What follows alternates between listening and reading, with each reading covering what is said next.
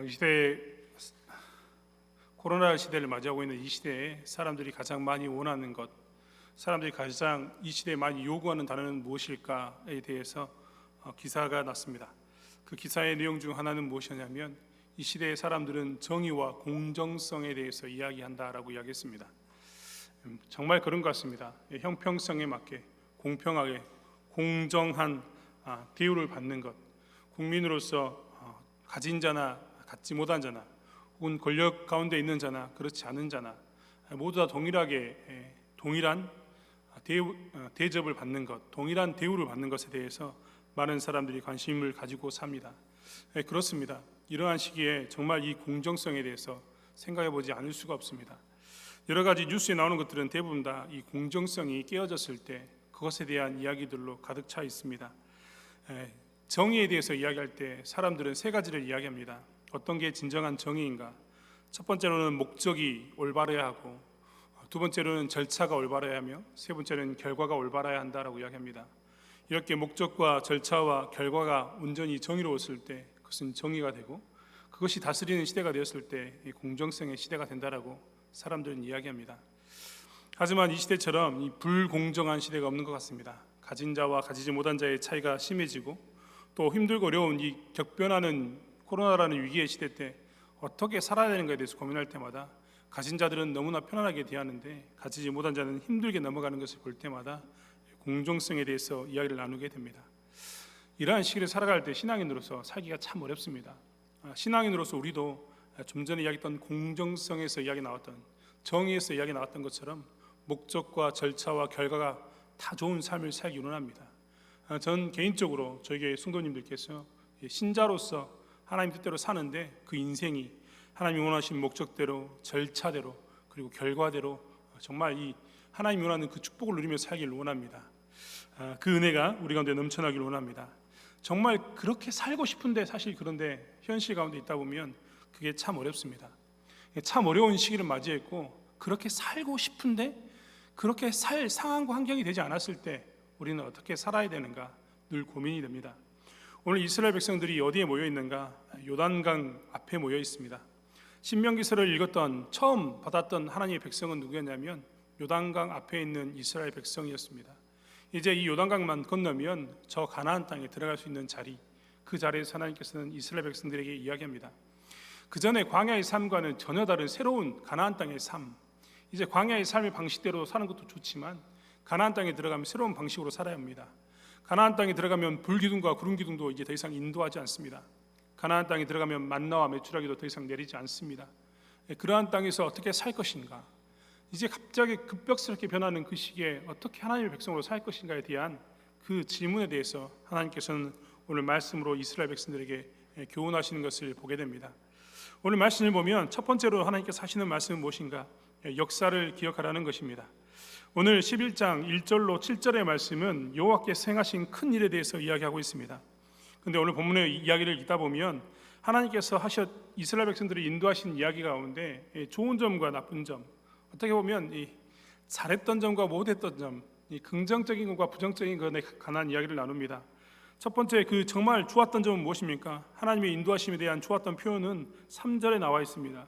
애굽에서 그 왕 바로와 그 전국에 행하신 이적과 기사와 또 애굽에서 애굽 군대와 그 말과 그 병거에게 행하신 일, 곧 그들이 너희를 따를 때 홍해 물로 그들을 덮어 멸하사 오늘까지 이른 것이라고 표현하는 애굽에서 했던 이야기가 하나님의 놀라운 이적이 기록되어 있습니다. 아마 하나님의 인도하심에 대해서 이스라엘 백성들이 기억할 때마다 이 10가지 재앙을 내리시고 홍해를 가르신 이 사건을 기억할 때마다 이들은 정말 전율했을 겁니다. 그렇지, 우리의 역사를 되돌아보면 하나님께서 그렇게 우리를 인도하셨지라고 생각했을 것입니다. 반면에 그것과 함께 또 이야기하는 것은 광야에서 도우신 일입니다. 광야에서 하나님께서는 도우셨습니다. 하지만 광야에서 하나님께 원망했던 이스라엘의 백성들의 그 잘못된 부분도 하나님께서는 이야기하십니다. 부정적인 이야기가 들어있는 거죠. 그 이야기는 이렇습니다. 또 너희가 이곳에 이르기까지 광야에서 너희에게 행하신 일과 루벤 자손 엘리압의 아들 다단과 아비람에게 하신 일, 곧 온 이스라엘 한가운데서 땅으로 입을 열어서 그들과 그 가족과 그 장막과 그를 따르는 모든 생물을 삼키게 하신 일이라 라는 표현입니다. 하나님께서는 이런 부정적인 이야기를 했습니다. 특별히 오늘 본문에 보면 다단에 관한 이야기가 나오는데, 다단은 루벤 자손의 엘리압의 아들이라고 표현하고 있습니다. 이 이야기는 사실 민수기서에 나와 있는 고라 자손의 반역에 관한 이야기 중에 하나입니다. 이스라엘 백성들이 광야에서 잘못한 것을 손으로 꼽으라면 하나 둘 셋 꼽으라면 첫 번째가 이제 가데스 바네아에서 항명했던 사건들, 또 하나는 시내산에서 금송아지를 만들었던 사건들, 또 하나는 이 고라 자손이 반역한 사건들입니다. 잘 아는 것처럼 고라 자손은요 반역을 했습니다. 고라 자손은 레위인들이었는데, 이 레위인들과 함께 반역했던 무리 중에 하나가 루벤 자손의 엘리압의 아들 다단이었습니다. 레위 자손인 고라가 오늘 본문에 빠져 있는데, 이 고라의 반역과 이 다단의 반역은 약간 차이가 있었기 때문입니다. 고라는 레위인으로서 왜 제사장이 아론의 자손만 되는가에 대한 불만이 많았습니다. 그래서 제사장에 대한 직분을 탐하기 위해서 반역을 했던 거죠. 반면에 루벤 자손 엘리압의 아들 다단은 분명히 동참은 했지만 조금 더 다릅니다. 여러분, 우리가 이스라엘의 백성들, 이스라엘의 지파 중에 루벤 지파를 알고 있습니다. 루벤 지파가 누구인지 곰곰이 꼽아보면 이 집안이 장남입니다. 그러니까 사실 이 루벤 자손의 엘리압의 아들 다단은 누구에게 항명했냐면 모세에게 항명했습니다. 왜 네가 지도자이냐, 이 말입니다. 민수기서 16장 13절의 말씀에 보면 그가 항명하면서 모세에게 반항하면서 했던 이야기가 있는데, 내용은 이렇습니다. 내가 우리를 적과 꿀이 흐르는 땅에서 이끌어내어 광야에서 죽이려 함이 어찌 작은 일이기에 오히려 스스로 우리 위에 왕이 되려 하느냐. 즉 모세가 왕이 되는 것, 모세가 지도자가 되는 것이 기분 나빴습니다. 특별히 더 반대했던 것은 무엇이냐면 우리를 젖과 꿀이 흐르는 땅에서 이끌어내어라고 표현했습니다. 여러분, 이스라엘 백성들이 지금 어디에서 나왔습니까? 광야 생활 이전에 애굽에서 나왔거든요. 근데 이 다단이 주장했던 것은 무엇이냐면 젖과 꿀이 흐르는 땅은 가나안 땅이 아니다라는 말입니다. 애굽 땅이 젖과 꿀이 흐르는 땅이고, 애굽 땅이 우리가 가야 할 방향이다. 우리가 지도자를 잘못 뽑았는데 너를 잘못 뽑아서 우리가 지금 거꾸로 가는 거다. 가나안 땅이 아닌 애굽 땅으로 가야 한다라고 항명했던 사람이 누구인가? 루벤 자손 엘리아답의 다단입니다. 이제 요단강 건너편에 가나안 땅이 있는데, 그 땅에서 역사를 되돌아봤을 때 그렇게 항명했던 젖과 꿀이 흐르는 땅이 애굽이라고 이야기했던 이야기가 얼마나 이제 부질없는 것으로 들리겠습니까? 아무튼 이스라엘 백성들에게 하나님께서는 이렇게 이야기하시면서 역사를 기억하라고 이야기하십니다. 하나님의 인도하심에 대한 좋은 것, 나쁜 것에 대한 이야기가 역사인데, 너희들이 역사를 기억할 때에는 좋은 것과 나쁜 것 중에 좋은 것만 기억할 게 아니라 부정적인 것도 기억하라는 것입니다. 저는 사실 신앙 1세대입니다. 신앙 1세대로서 제가 처음 믿은 예수 믿는 사람인데, 저희 집안에서 제가 처음 믿는 사람입니다. 예수 믿는 사람으로서 신앙 2세대가 너무나 부러웠습니다. 교회에서 2세대, 3세대 이야기하면 정말 부러웠습니다. 왜냐하면 사실 우리 아버지가 저에게 해주는 좋은 이야기들이 정서적으로 굉장히 많지만 반면에 신앙적인 이야기는 없습니다. 정서적으로 아버지에게 정말 많은 것을 누렸지만 신앙적으로 아버지에게 누린 게 없기 때문에 신앙적으로 누리는 것을 볼 때마다 제 주변에 있는 사람들이 2세대, 3세대여서 신앙적인 그런 축복을 누릴 때마다 특별히 아버지가 기도해 주는 사람, 어머니가 기도해 주는 사람이 그렇게 부럽습니다. 이런 걸 누릴 때마다 저는 1세대로서 굉장히 안타까웠습니다. 나도 저렇게 좀 신앙의 부모를 만나서 신앙의 역사를 좀 들었으면 좋겠다라는 생각을 할 때가 참 많았습니다.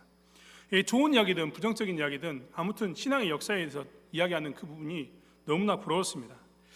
이제 저도 사실은 이제 곰곰이 되돌아보면 신앙생활한 지가 30년이 넘었습니다. 1세대이지만 30년이 다 되었습니다. 하나님을 믿고 살았던 시기가 하나님을 믿지 않고 살았던 시간보다 더 많아졌습니다. 그런 저에게도 신앙의 부끄러움과 자랑이 있습니다. 사실 되돌아보면 신앙의 부끄러움을 생각하는 것은 정말 창피합니다.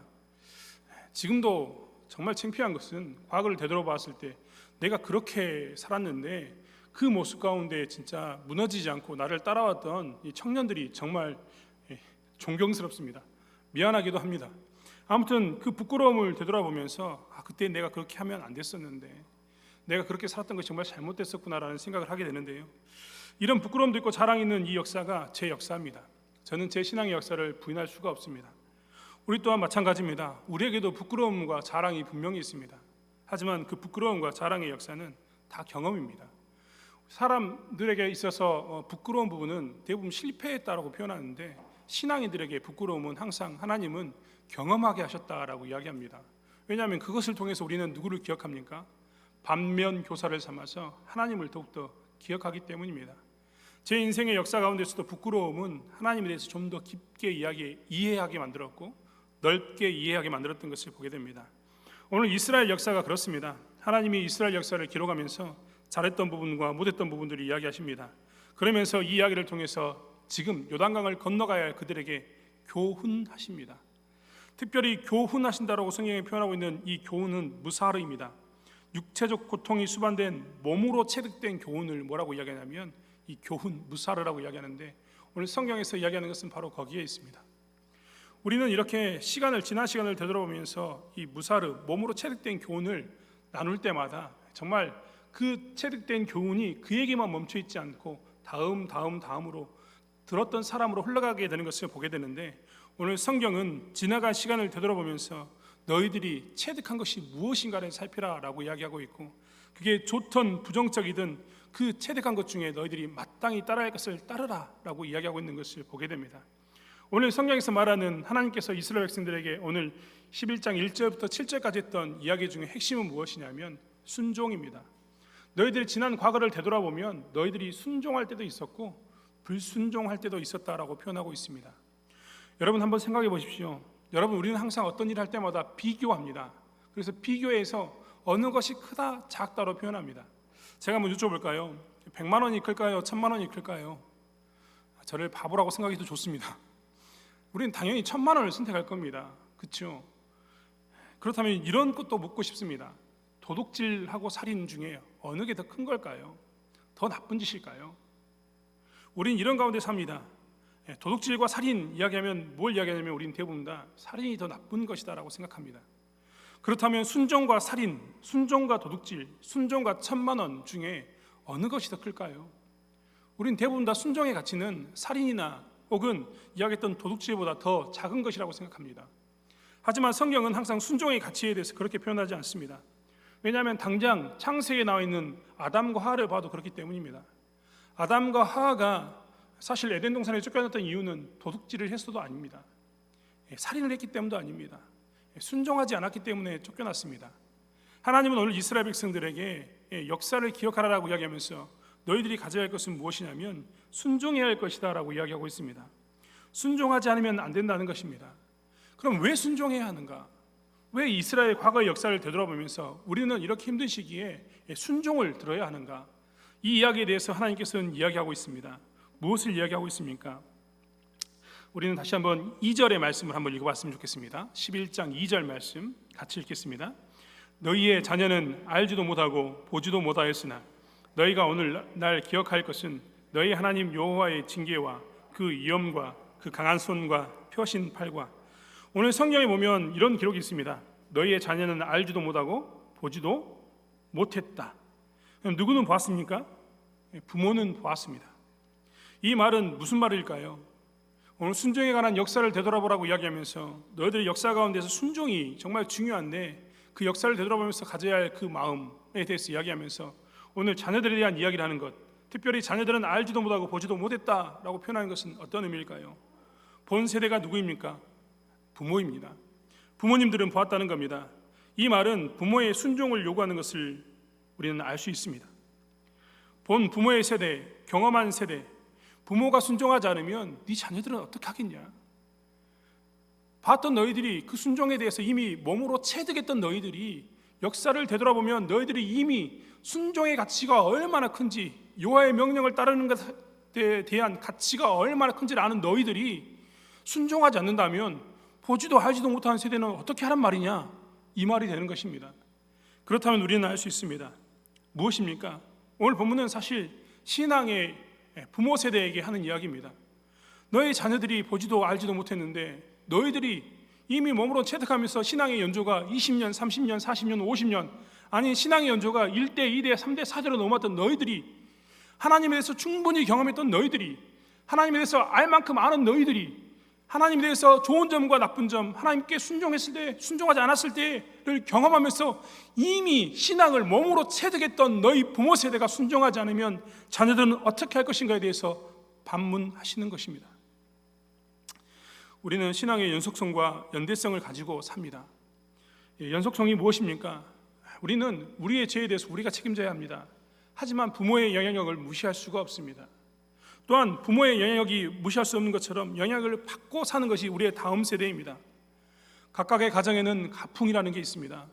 집안마다 흘러오는 그 분위기를 가풍이라고 이야기하는데, 신앙도 그렇습니다. 신앙의 가정에도 신앙의 그 분위기, 신앙의 모양이 있습니다. 이 집안마다 신앙의 고유한 색깔이 있다는 것입니다. 이 집안의 신앙의 영향에 대해서 우리는 생각해야 합니다. 우리는 사실 이 세대라면 부모 시대의 신앙의 영향을 받았습니다. 나도 모르는 사이에 어머니가 했던 기도를 따라서 새벽 기도를 나가게 되고, 나도 모르는 사이에 예배에 집중하게 되고, 물질은 어떻게 써야 되는가에 대해서 우리도 모르는 사이에 2세대로서 1세대인 부모에게 받았던 겁니다. 또한 연대성도 있습니다. 연대성은 무엇입니까? 그와 내가 다르지 않다는 겁니다. 이 이야기는 나의 이야기지 너의 이야기가 아니다라는 그런 게 아니라 우리의 이야기라는 것이 무엇입니까? 연대성입니다. 우리는 이런 가운데 살고 있습니다. 한 몸 한 공동체로서 신앙의 영향력을 받고, 혹은 신앙의 체득된 모습 가운데 우리가 계속해서 연대성과 연속성 가운데 신앙 안에 살고 있는 겁니다. 이런 우리들에게 책임이 무엇일까요? 이런 우리들이 체득했던 신앙을 통해서 우리가 가져야 할 마음 중에 하나는, 역사를 되돌아보면서 가져야 할 마음 중에 하나는 무엇이냐면 바로 이 다음 세대에 대한 사명을 가져야 된다는 것입니다. 우리의 순종을 통해서 무엇을 보여야 되는가? 하나님이 살아계심을 나타내야 하고, 우리가 체득했던 교훈을 통해서 무엇을 남겨야 하는가? 우리의 자녀들에게 하나님에 대해서 남겨야 합니다. 저는 잠언서를 굉장히 좋아합니다. 잠언서를 좋아하는 이유 중에 하나는 무엇이냐면, 젊은이들에게 주는 교훈이라고 이야기하면서 직접적으로 말로 하나씩 설명해 주기 때문입니다. 반면에 저는 신앙인의 그 목소리를 듣길 좋아합니다. 신앙의 선배들의 목소리 듣길 좋아합니다. 일전에도 제 핸드폰에는 가끔 설교를 정말 많이 녹음하지만, 제 핸드폰에는 가끔 제가 신앙이 오래되신 분들한테 노래를 불러달라고 이야기해서 녹음해 놓습니다. 제일 신앙생활을 오래 하시던 분들에게 녹음해달라고 이야기하면 제일 많이 녹음해주는 찬송가는 301장. 다들 그 이야기를 부르십니다. 지금까지 지내온 이 찬양에 대한 이야기들을 계속 부릅니다. 새 찬송가로는 301장이었는데 그렇습니다. 그래서 그것들을 녹음해 놓습니다. 녹음해 놓은 이유는요, 그분들이 카랑카랑한 쉰 목소리로 그 찬양을 불러도요, 그게 진짜 은혜가 됩니다. 왜입니까? 그 찬양 부르는 것처럼 보이지만 사실은 그 찬양 안에 그분의 신앙이 고스란히 담겨져 있습니다. 그분이 부르는 노래 안에 그분의 인생이 담겨 있을 뿐만 아니라 하나님에 대한 고백이 고스란히 담겨 있기 때문에 그것이 어떻게 다가오느냐? 내게 정말 큰 울림으로 다가옵니다. 그의 경험이 나에게 오는 것을, 내가 정말 살아있는 신앙을 보는구나라는 그 경험을 하게 됩니다. 그렇기 때문에 녹음을 해둡니다. 여러분, 우리에게 오늘 하나님이 주신 말씀은 바로 여기에 있습니다. 다음 세대, 요단강을 건너가야 하는 그 다음 세대에게 신앙의 본을 보여주고 신앙의 진수를 남겨야 될 사람이 누군가? 부모의 세대이고 신앙을 몸으로 체득한 세대, 그리고 1세대, 2세대, 3대, 4대로 넘어오는 신앙의 이 연속성을 가지고 있는 세대, 바로 우리라는 것입니다. 저는 이 시기에, 이 격변하는 시기에 먼저 우리가 우리의 역사를 되돌아보면서 이 신앙을 물려주기를 원합니다. 체득된 신앙을 나누기를 원합니다. 그래서 이 자리에 서서 우리의 자녀들에게, 다음 세대에게 이것이 신자의 삶이다라고 보이는 그 삶을 살아가는 저와 여러분이 되기를 원합니다. 여러분, 가끔 이런 이야기를 하면 많은 사람들이 묻습니다. 부끄러운 과거를 들춰서 뭐하게요? 하지 말라는 이야기입니까? 내가 그 자리에서 내려와야 합니까? 라고 이야기합니다. 하나님이 부끄러운 과거를 들추는 이유는 그것을 그만두라는 게 아니라, 목사인 네가 부끄러움이 있으니까 목사를 그만둬라, 이 말이 아니라 무엇입니까? 더 순종하라는 이야기입니다. 더 많이 무엇하라고요? 다음 세대에게 네가 체득했던 하나님을 남기라는 것입니다. 사랑하는 성도 여러분, 우리가 우리의 신앙을 다시 한번 되돌아봤으면 좋겠습니다. 사실 위기가 다가왔을 때, 격변의 시기에 이제 뭔가 다시 바뀌어야 되는 이 시기가 온다면 한 번쯤 우리는 멈춰서서 우리의 과거를 되돌아보아야 합니다. 내 가운데 있었던 하나님이 어떻게 역사하셨는가? 그때는 내가 그렇게 뜨겁게 신앙생활을 했었는데, 그때는 내가 정말 부끄럽게도 그렇게 실수했었구나. 내가 정말 그 실수를 통해서 이렇게 해야겠다라고 고민했었는데 지금 내 삶이 이렇구나라는 것을 되돌아보면서 우리가 부모의 세대로서 이 어려운 시기에 다시 한번 다음 세대를 세우고 순종의 진수로 보여주는, 신앙의 진수로 보여주는 저와 여러분이 되길 원합니다. 두 번째로 신명기를 통해서 우리에게 주시는 말씀은 미래를 대비하라는 것입니다. 오늘 8절부터의 말씀은 우리에게 이야기하고 있습니다. 8절의 말씀, 그러므로 너희는 내가 오늘날 너희에게 명하는 모든 명령을 지키라. 그리하면 강성할 것이요 너희가 건너가서 얻을 땅에 들어가서 그것을 얻을 것이며. 요즘 제일 많이 또 뉴스에 나오는 단어 중에 하나는 무엇이냐면 영끌이라는 단어입니다. 이런 말 나올지 몰랐는데 영끌이라는 단어를 썼습니다. 내용은 이렇습니다.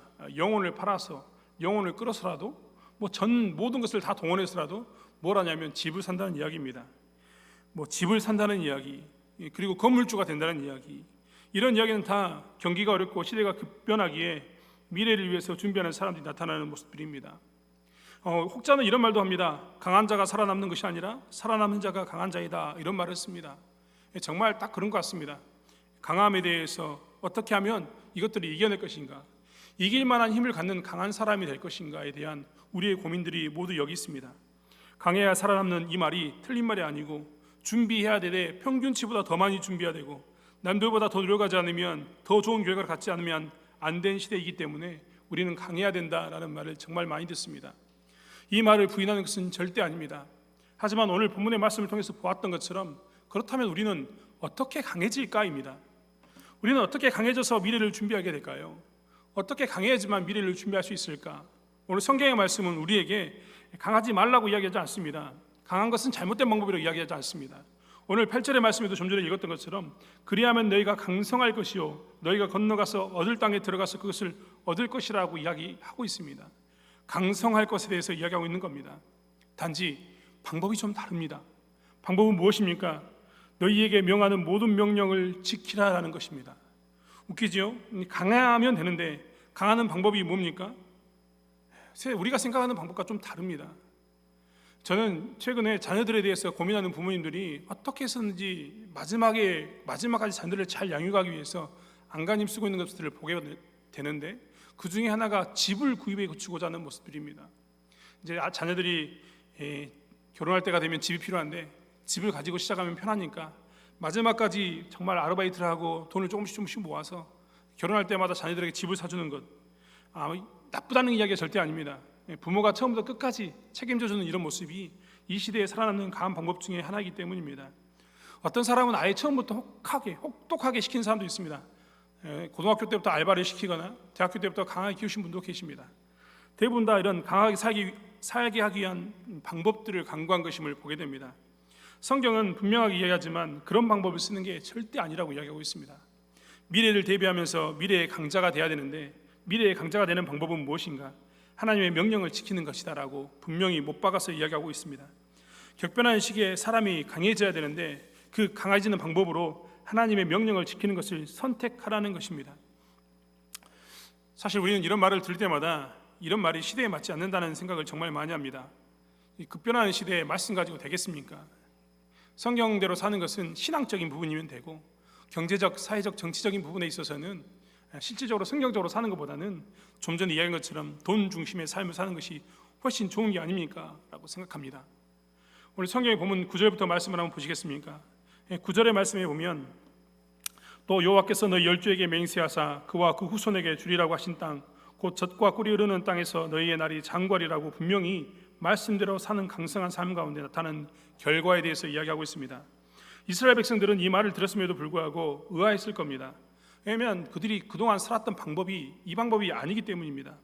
10절의 말씀은 그래서 설명합니다.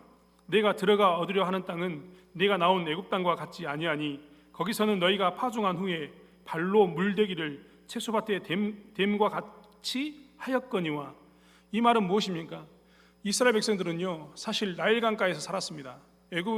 이스라엘의 농사는 나일강이 범람해야 됩니다. 홍수가 나서 나일강에 많은 상류의 퇴적물이 하루로 쓸려 나오면 그때 농사를 짓습니다. 농사를 짓는 방법은요, 저희와 좀 비슷한 게 좀 많은데 물을 대는 겁니다. 저 어렸을 때 둔벙이라는 게 있었습니다. 전라도 사투리 말 같은데 둔벙이 표준어인지는 잘 모르겠으나 저희 동네에서는 둔벙이라고 씁니다. 혹시 저수 쓰지 말고 둔벙을 아십니까? 논 옆에 붙어있는 조그만 그 물 담는 곳을 둔벙이라고 저희는 불렀는데, 저에게 좋은 것은 그때 물 푸는 날이었습니다. 가뭄이 들면 그때에는 뭘 했냐? 어른들이 물을 펐습니다. 물을 퍼고 날라서 그 둔벙을 비웠던 것을 기억합니다. 애굽의 농사법이 전형적으로 그런 방법이었습니다. 나일강의 물을 저 멀리 끌고 가야 되기 때문에 발로 밟아서 물레방 같은 것을 발로 밟아서 물을 퍼 올려야 합니다. 노동력이 있어야 할 수 있는 이 농사가 애굽의 방식의 이 농사법입니다. 아무튼 하나님께서는 이것을 이야기하면서 애굽에 있던 방식은 물을 그렇게 사람이 발로 밟아서 물을 대줘야지만 되는 것 아니었느냐라고 이야기합니다. 반면에 애굽에서 나온 이스라엘 백성들, 가나안 땅에 들어갈 백성들의 농사의 방법은 어떤 것인가? 11절에 보면 너희가 건너가서 얻을 땅은 산과 골짜기가 있어서 하늘에서 내리는 비를 흡수하는 땅이다 라고 표현하고 있습니다. 이야기는 뭐냐면 더 이상 이제 애굽처럼 농사짓지 않아도 됩니다. 막 힘써서 물을 퍼올려야 되는 그런 농사가 아니라 이제 누가 주신다고요? 하나님이 주시는 땅이, 하나님이 주시는 빗물로 농사질 수 있는 땅이다라고 이야기합니다. 오늘 우리나라 말로 이야기하면 천수답 정도 되는 것 같습니다. 천수답, 하늘에서 비가 내려야지만 농사가 지을 수 있는 것이 천수답인데 하나님께서 그렇게 하시겠다는 겁니다. 하지만 애굽의 방법도 이 가나안의 방법도 농사짓는 방법에 문제가 있습니다. 애굽의 방법은 그 비 오는 날짜를 잘못 계산하면, 홍수 오는 날짜를 잘못 계산하면 망합니다. 농사를 씨를 뿌려놨는데 홍수가 나면 잘못됩니다. 그리고 또한 노동력이 없으면, 노예들이 없으면 이 농사를 지을 수가 없습니다. 출애굽할 때 바로 왕이 이 이스라엘 백성들을 못 나가게 했던 이유 중에 하나는 무엇이냐면 바로 이 노동력 때문이었습니다. 또 반면에 이 좀 전에 이야기했던 가나안 땅의 농사의 방법에도 문제가 있습니다. 그것은 뭡니까? 천수답이 가지고 있는 결정적인 문제, 비가 안 오면 농사를 지을 수가 없습니다. 가나안 땅에도 그리고 애굽 땅에도 다 문제가 있습니다. 가나안의 방법에도 애굽의 방법에도 위기는 찾아오고 항상 그 위기를 해결하기 위해서 문제점을 해결하기 위해서 방법론이 필요했습니다. 그래서 애굽에서는요, 이 천문학을 연구했습니다. 농사를 잘 짓기 위해서 언제 나일강이 범람할까를 연구했습니다. 애굽에서는 노예를 많이 확보하는 것에 연구를 했습니다. 그래야지만 농사를 지을 수 있기 때문입니다. 가나안 사람들은 뭘 했을까요? 물에 대해서 생각을 했습니다. 그리고 비가 오기를 꿈꿨습니다. 우리는 바알과 아세라 신상을 이야기하면 왜 그것을 섬겼지라고 이야기하지만 가나안 땅 사람들은 바알과 아세라가 비를 내려준다고 생각했습니다. 그러니까 그래서 섬겼습니다. 이것이 위기를 넘기는 방법이라고 사람들은 생각했습니다. 하지만 하나님은 뭐라고 이야기하냐면 그것이 방법이 아니라 하나님의 말씀에 순종했을 때 너희들이 강성해지고, 하나님의 말씀에 순종했을 때 애굽에서 있는 그 방법이 아니라 가나안에서 쓰는 그 방법이 아니라 하나님의 방법으로 너희들이 강성함을 누리게 될 것이다라고 이야기합니다.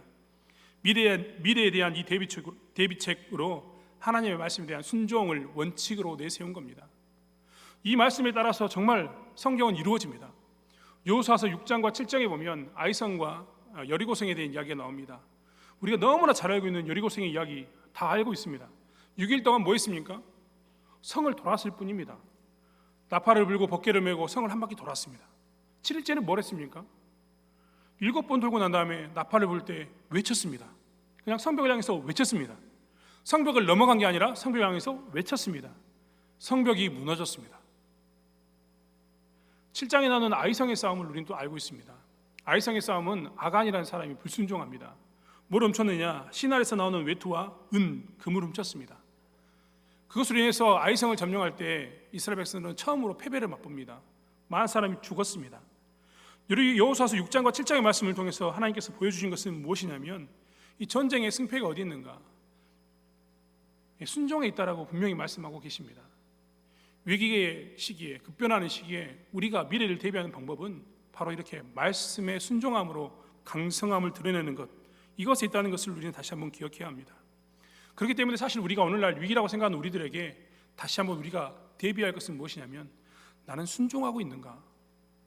여호와의 말씀이 이 시기에 나에게 무엇이라고 이야기하는가? 우리가 들었던 말씀에 대해서 되돌아봐야 합니다. 그리고 말씀에 대한 순종의 문제로 우리의 신앙의 포커스를 맞추어야 합니다. 신자가 세상을 어떻게 이길 것인가? 급변하는 시기에 삶의 원칙으로 무엇을 선택할 것인가? 이것에 대해서 다시 한번 말씀으로 돌아가자, 말씀에 순종하자라고 우리가 결단해야 되는 것입니다.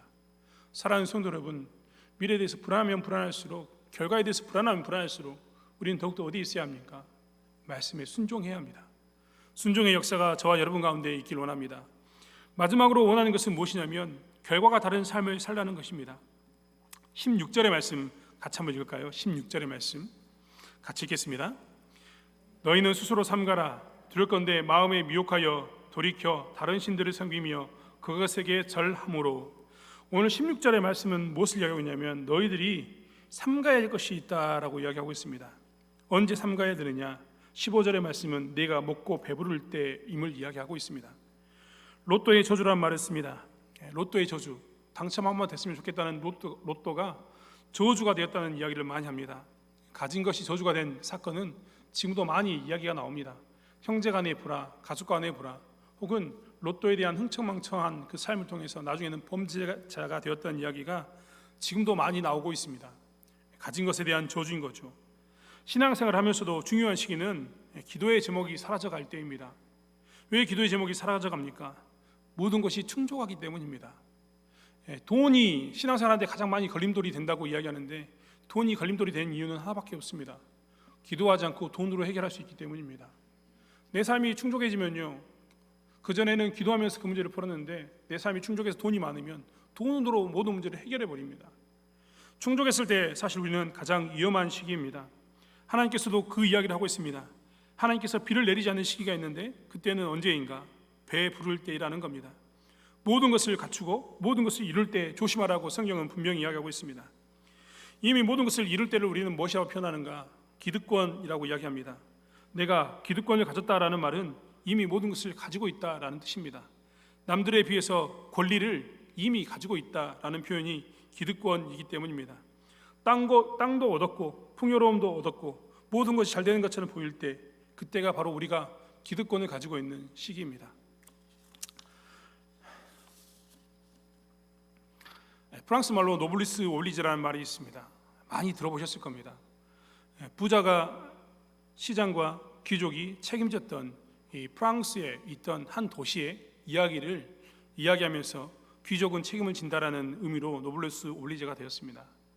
영국과 프랑스가 전쟁을 할 때 이 전쟁 가운데 영국이 프랑스의 한 성을 점령했는데 영국에서 요구한 조건이 그것이었습니다. 이 전쟁에 대한 누군가 책임을 져야 되는데 이 책임질 사람 6명의 사형을, 목숨을 영국이 원하게 됩니다. 이때 나섰던 사람이 누구냐? 그 도시에 제일 돈 많았던 부자, 시장, 귀족들이었습니다. 그래서 그 이후로 사람들은 노블리스 오블리제를 이야기하면서 귀족은 책임을 진다라는 말을 가지고 살았습니다. 지금도 이 노블리스 오블리제를 많이 이야기합니다. 이게 언제 이야기합니까? 가진 자가 가진 것을 권력으로 해둘 때, 이미 가졌던 사람들이 가진 것을 가지고 잘못 사용했을 때 비난하는 말로 똑바로 살아라라는 말로 노블리스 오블리제를 많이 사용합니다. 사실 우리는 이 시대에 많은 비난을 받고 있는데 곰곰이 한번 좀 생각해 보아야 합니다. 오늘 이스라엘 백성들에게 하나님께서 하셨던 것은 무엇이냐면 너희들이 모든 것이 먹고 배부를 때 조심해야 된다. 충족했을 때 조심해야 된다. 가나안 땅에 들어가서 가나안 땅을 점령하고 그 땅에서 소산을 누리는 기득권이 되었을 때 너희들이 하나님을 떠날까 조심해야 된다라고 이야기하고 있습니다. 기독교가 인정받았을 때 조심해야 된다라는 말입니다. 기독교가 인정받았을 때 책임을 져야 되는데 그 책임이 무엇인가? 그것은 말씀에 순종하는 것, 말씀대로 사는 것인데 그것을 살지 않으면 너희들이 권력을 휘두르는 자들로서 손가락질 당하게 되고 불순종함으로 해서 하나님이 내리는 그 저주 가운데 있을 것이다라고 오늘 성경은 표현하고 있습니다. 우리는 모두 삶의 스타일을 가지고 삽니다. 여러분 한번 생각해 보십시오.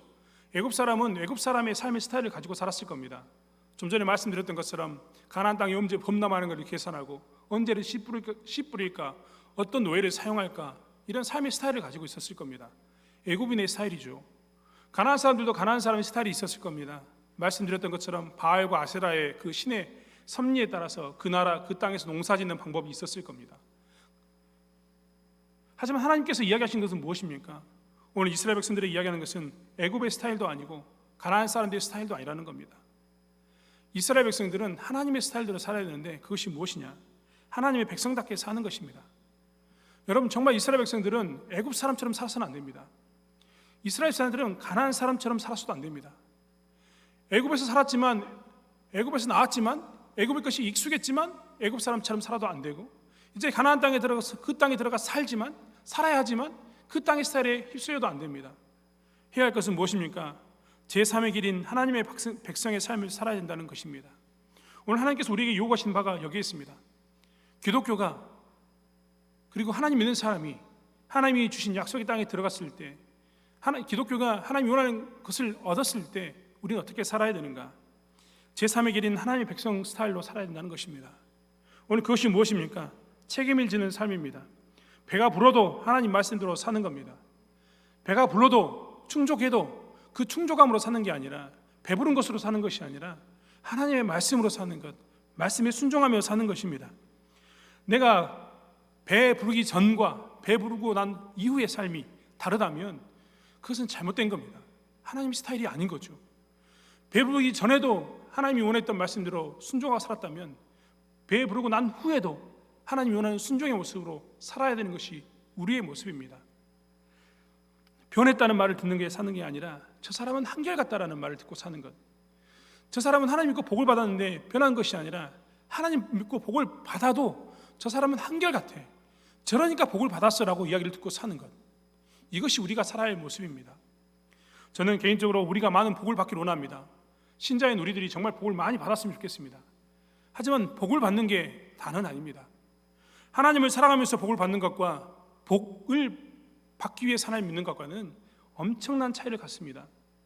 복을 위해서만 사는 사람이라면, 잘 되는 것, 먹고 배부른 것이 목적인 삶을 살게 된다면 결과가 어떻게 되냐면 이기주의나 개인주의가 됩니다. 왜냐하면 내가 잘 먹고 잘 살면 되기 때문입니다. 남들이 어떤 고통 가운데 있던지 간에 결과론적으로 나만 잘 먹고 잘 살면 되는 게 복을 위해서 하나님 믿는 사람들의 삶의 모습입니다. 하지만 하나님을 위해서, 하나님을 섬기다 보니까 복을 받는 사람들은 배가 불러도 배가 부르지 않아도 동일한 모습으로 하나님을 섬기는 모습입니다. 순종하는 모습인 것을 이야기하게 됩니다. 이것이 결과가 다른 신앙의 삶입니다. 사랑하는 성도 여러분, 저희 가운데 이 결과가 다른 신앙인의 삶이 나타나기를 원합니다. 이 격변한 시기에 우리는 과거를 돌아보며 우리 자녀들에게 믿음의 본을 보여야 합니다. 이 어려운 시기에 우리는 우리의 미래 가운데 어떻게 순종할 것인가에 대한 답으로 다시 한번 강하는 방법으로 하나님의 말씀을 가지고 미래를 준비하는 삶을 살아야 합니다. 그리고 이 어려운 시기에 우리는 다시 한번 무엇을 가지고 살아야 되느냐? 같은 모습인 것처럼 보이지만 다른 결과를 나타내며 사는 삶, 애굽 방법도 아니고 가나안 방법도 아닌 그리스도인답게 사는 방법의 삶을 사는 그 삶을 살아야 되는 것이 우리의 모습인 것을 보게 됩니다. 이것이 신앙의 진수입니다. 다음 세대에게 하나님을 증거하고 나의 체득된 삶을, 신앙을 흘려보내고 미래를 준비하면서 여전히 동일하게 말씀으로 강성함을 누리고, 그리고 내가 누린 그 결과에 대해서 여전히 세상 사람들이 원하는 결과가 아닌 세상과 다른 결과를 가져오는 삶을 사는 것, 이것이 신앙의 진수라는 겁니다. 사랑하는 성도 여러분, 이러한 삶이 우리 가운데 나타나길 원합니다.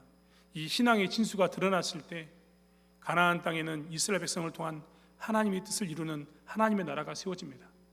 우리가 이 신앙의 진수를 가지고 오늘날을 살았을 때 우리를 통해서 영광 땅에, 이 대한민국에 하나님의 나라가 세워질 줄 믿습니다. 그 하나님의 백성으로 부름받은 저희들이 이 뜻을 위해 살아가는 저와 여러분이 되기를 원합니다. 기도하겠습니다.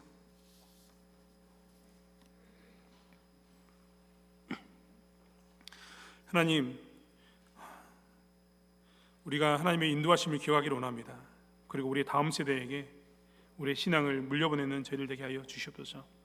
말씀을 가지고 나누게 도와주시고 체득된 신앙을 가지고 나눌 수 있는 저희 삶이 되기를 원합니다. 또한 기도하는 것은 이 불안한 시기에 다시 한번 말씀을 가지고 말씀 안에서 강성해지기를 원합니다.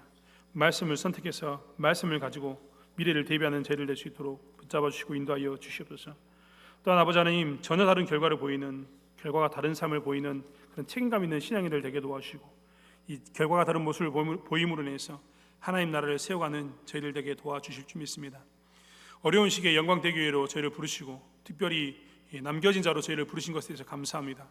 하나님, 많은 사람들이 신앙이 위기다, 기독교의 위기라고 이야기하는데 이럴 때일수록 신앙이 무엇인가, 신앙의 진수를 보이는 삶이 필요함을 보게 됩니다.